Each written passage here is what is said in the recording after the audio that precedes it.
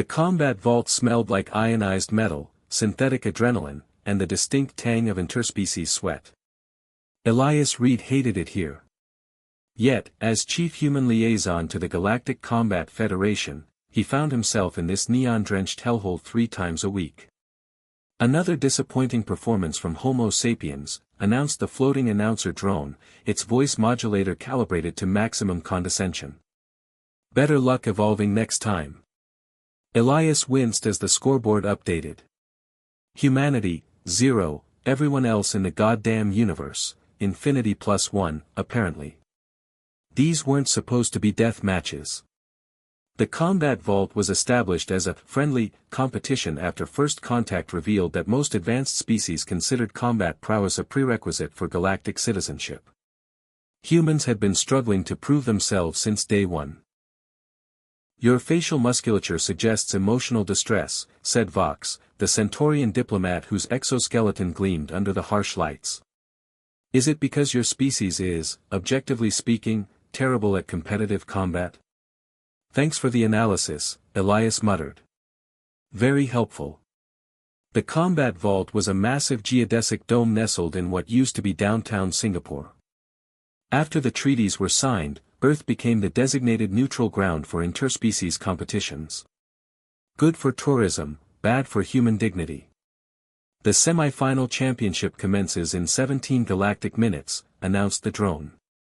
Place your bets on Grax the Destroyer, odds 2-1, or Zelton the Visceral, odds 5-2. Vox's Caliceri twitched excitedly. I have placed 8,000 credits on Grax. The Destroyan metabolism gives him significant advantages in the final rounds. Elias nodded absently, his attention caught by a small figure sitting alone in the preparation area. Human. Female. Young. Maybe 25. Her regulation combat suit hung loosely on her frame, and she was, reading something on an ancient paper book. Who's that? Elias asked. Vox didn't even look. Irrelevant. The human competitors are simply procedural necessities. The treaties require representation from all signatory species. But we haven't fielded a human competitor in months. Precisely why no one is paying attention to her. There is a 78% probability she will forfeit before her first match. As most humans do. Elias frowned and made his way down to the prep area, ignoring Vox's protests about missing prime betting opportunities. The girl barely looked up as he approached. Close up, he noticed her dark hair was tied back in a utilitarian knot, and her hands, small but noticeably calloused, turned a page with deliberate care. Sun Tzu? Elias asked, recognizing the book. The translation isn't great, but it passes the time. Her voice was unexpectedly deep, with a hint of an accent he couldn't place. You're the liaison. Elias Reed. And you are. Lumi. She offered nothing else. You know you're scheduled to fight today? Against actual champions? She shrugged. That's why I signed up. The arena's environmental systems cycled, sending a wave of artificially cooled air through the prep area. Goosebumps raised on her exposed forearms, but she didn't seem to notice. No offense, but human competitors don't exactly have a winning track record here.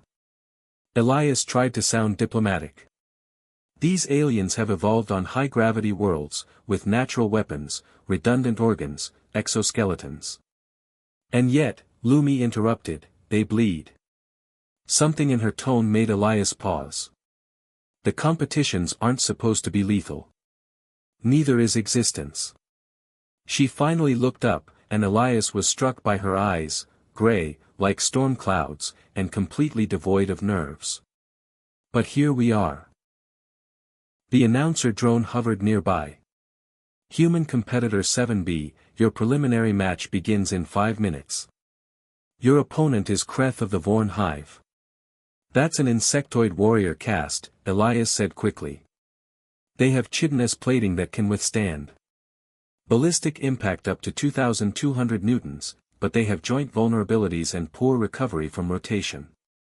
Lumi stood, tucking her book into a small bag. "I've studied the footage." Elias blinked. "There's footage of Vorn weaknesses. There's footage of everything if you know where to look." She stretched, and for the first time, Elias noticed the way her combat suit actually fit her perfectly, not too loose as he thought, but tailored to allow maximum movement. The problem with humans in the combat vault isn't our biology. It's our strategy. The betting boards flickered as new odds were calculated. Lumi appeared at the bottom, 500 to 1. "They don't even consider you a serious contender," Elias said. Lumi smiled for the first time, a quick, predatory flash of teeth. "Good. What exactly is your strategy?" "Win. That's it. For now." She nodded toward the VIP section where alien diplomats congregated. "The apex predator arrives tomorrow for the finals, yes?" Elias felt a chill.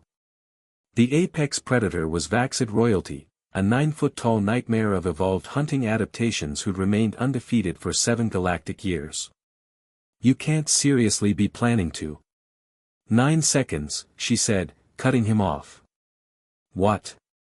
That's how long it will take me to beat it." She walked toward the arena entrance with surprising grace. "Place your bets accordingly, Mr. Reed." Elias wanted to stop her, explain the political ramifications of what she was suggesting. Humanity was already walking a diplomatic tightrope. But before he could speak, the announcer called her name, and Lumi stepped into the bright lights of the combat vault. To everyone's shock, especially the bookmakers, Lumi didn't just win her preliminary match. She dominated. The Vorn warrior never landed a single strike before finding itself immobilized by a series of movements too fast for the cameras to properly track. By evening, Lumi had defeated 3 champions from 3 different star systems. "This is unprecedented," Vox chittered nervously as they watched the replays. "The betting syndicates are investigating for enhancements or illegal modifications." "She's just human," Elias said, though even he was beginning to wonder. "Impossible. Humans are apex predators on your world only because your world lacks actual apex predators." Elias watched Lumi sit quietly in the corner, once again reading her book as if nothing had happened. "Maybe we've been underestimated." Vox's compound eyes flashed with agitation. "The real apex arrives tomorrow. Your human will be fortunate to survive the first minute." But Elias was no longer listening. He'd noticed something on the replay screens. The way Lumi moved wasn't random or instinctive. Each step, each strike was calculated, almost algorithmic in its precision. By the time he reached her again, the prep area was emptying. "Who are you really?" he asked without preamble. Lumi looked up, that same storm cloud gaze. "Just a girl who was tired of being ignored. Nobody moves like that without training." "Military? Special ops? Does it matter?" She closed her book. "Tomorrow, I face the apex. Tomorrow, everything changes." "Changes how?" She stood, gathering her few belongings. "The universe thinks humans are weak because we don't have claws or armor or acid blood. After tomorrow, they'll know exactly what we do have." "Which is?" Lumi paused at the exit. "The most dangerous evolutionary advantage of all, Mr. Reed." She tapped her temple. "We don't just adapt to our environment. We make the environment adapt to us." As she disappeared into the Singapore night, Elias realized he was trembling slightly. For the first time since first contact, he felt something dangerous stir in his chest. Hope. Morning brought chaos to the combat vault. News of the human competitors' victories had spread across 7 star systems. The betting markets were in freefall. Diplomatic channels buzzed with accusations of cheating, genetic tampering, and treaty violations. Elias spent most of his morning fielding calls from increasingly agitated government officials. "No, Ambassador, we did not secretly engineer a super soldier," he explained for the 15th time. "Yes, I understand the concerns about the odds shifting. No, I cannot force her to withdraw. When he finally escaped to the vault, the atmosphere had transformed overnight. Every seat was filled. Holographic displays showed spectators from across the galaxy tuning in. And the odds boards had undergone a curious shift. Lumi was now listed at 100 to 1, still an underdog, but no longer a joke. Your human has created quite the diplomatic incident, Vox said, appearing beside him. The Centaurian's exoskeleton had taken on a worried blue tint. Several delegations are demanding biological verification. She's passed every scan, Elias replied. She's human. 100%. Then explain how she defeated a Thraxian warpriest using only her elbow. Elias couldn't. He'd watched the footage 20 times, and still couldn't track how Lumi had turned the massive alien's momentum against itself with such precision. The crowd's murmur suddenly shifted to a reverent hush. The main doors were opening, admitting the apex predator. Even by Vaxit standards, this specimen was impressive. 9 feet of rippling musculature covered in iridescent scales that refracted light like organic armor. Its eyes, 4 of them, arranged in predatory formation, scanned the room with cold calculation. A ceremonial cape of what appeared to be synthetic leather did nothing to hide the deadly spines running down its back. Magnificent, whispered someone nearby. The perfect evolution of hunting efficiency. Elias scanned the preparation area and felt his stomach drop. Lumi was nowhere to be seen. The human female has withdrawn, Vox said, not bothering to hide his satisfaction. A wise decision that preserves both her life and your species' dignity. She wouldn't. Elias pulled up his comm unit. Not after yesterday. But as the minutes ticked by and the announcer began the pre-match ceremonies, doubt crept in. Maybe Vox was right. Maybe facing the reality of the apex had finally broken through Lumi's confidence. The apex stalked to the center of the arena, raising its arms in a display that sent shock waves of intimidation through the crowd. Its vocal sac expanded as it released a roar that vibrated the very foundations of the vault. In accordance with Combat Federation rules, the announcer drone proclaimed, failure of the challenger to appear within the designated timeframe will result in forfeit and. The side entrance opened. Lumi walked out. The crowd fell silent, then erupted in a mixture of laughter, gasps, and excited chittering. The human girl looked even smaller next to the towering apex, her simple combat suit a stark contrast to its ornate battle gear. Challenger verified, the drone announced. Final match commencing in 30 seconds. Elias pushed his way to the front. Lumi, he called out. She turned slightly, acknowledging him with the barest nod. Be careful, he said uselessly. The apex noticed this exchange and let out what could only be described as a contemptuous chuckle. It spoke in the common galactic tongue, its voice a rumbling bass that needed no amplification. Your species sends a child to face me. This is not combat. This is pest removal. Lumi said nothing, but Elias noticed her eyes, focused, calculating, mapping every inch of her opponent. 10 seconds to commencement, announced the drone. The apex rolled its shoulders, spines extending to their full, lethal length. I will try not to damage you too severely, small one. Your remains should be recognizable for your funeral rites. Lumi finally spoke, her voice carrying clearly across the now silent arena. 9 seconds. The apex tilted its head. What? That's how long this will take. Before the alien could respond, the starting tone sounded. What happened next occurred so quickly that most spectators would later need to watch the slowed-down replays to understand it. Elias, however, was watching Lumi's face rather than her movements, and what he saw chilled him, absolute certainty. Lumi didn't charge. She took 2 precise steps forward, then shifted her weight in a peculiar pattern that seemed to momentarily confuse the apex. It hesitated, just for a microsecond. But that was enough. She moved again, not toward the apex but at a specific angle that forced it to reorient. 3 seconds in, the apex lunged with a speed that blurred the air, its natural weapons extended for a killing blow. Lumi wasn't there. She had calculated its attack vector perfectly and used its own momentum to guide it exactly where she wanted. As the massive creature processed its miss, Lumi executed a movement that looked almost like a formal dance step. 5 seconds now. The apex roared in frustration and expanded its killing spines to create an impenetrable zone around itself, a defensive maneuver that had defeated countless challengers.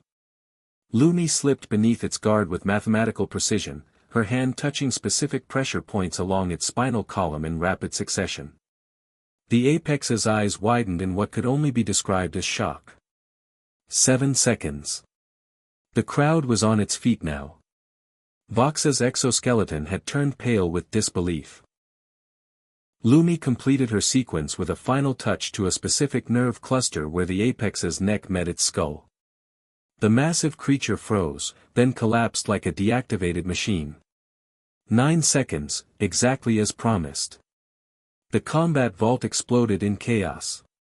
The medical drones rushed in as the announcer tried to make sense of what had just happened. The apex predator lay completely immobilized, conscious but unable to move a single muscle. Lumi calmly walked back toward the exit where Elias stood slack-jawed. How, was all he could manage. Pattern recognition, she said simply. Every species, no matter how evolved, follows neurological blueprints. Find the pattern, find the vulnerability. But nobody's ever defeated a Vaxid that way.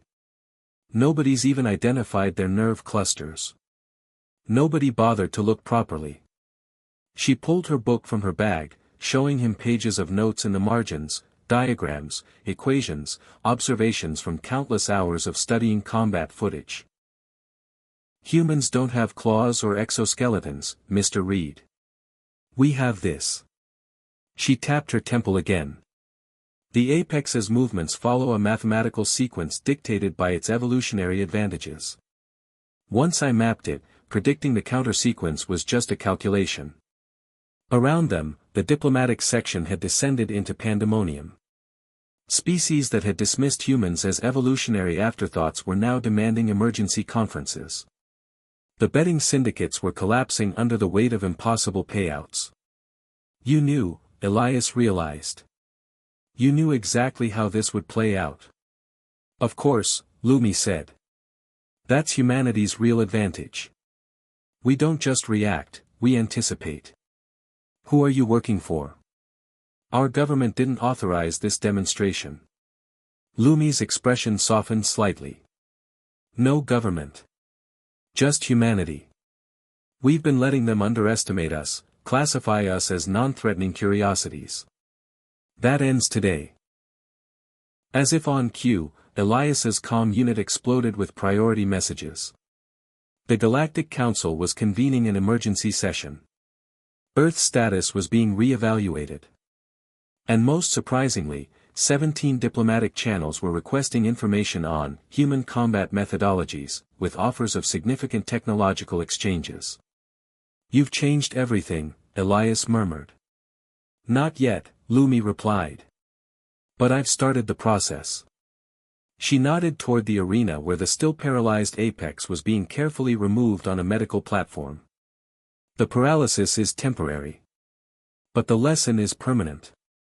They thought we were weak because we don't have natural weapons.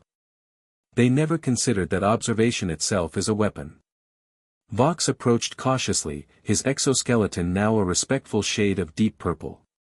The Centaurian collective wishes to express profound recalibration of our assessment of human capabilities. Noted, Lumi said with the ghost of a smile. Later, as the Singapore evening wrapped the combat vault in tropical humidity, Elias found Lumi preparing to leave. The council wants to meet with you, he said. Every species is reassessing human potential in light of what you've demonstrated. Good, she said. That was the point. There will be consequences. They're scared now. They should be. Not because we're dangerous, but because we're adaptable.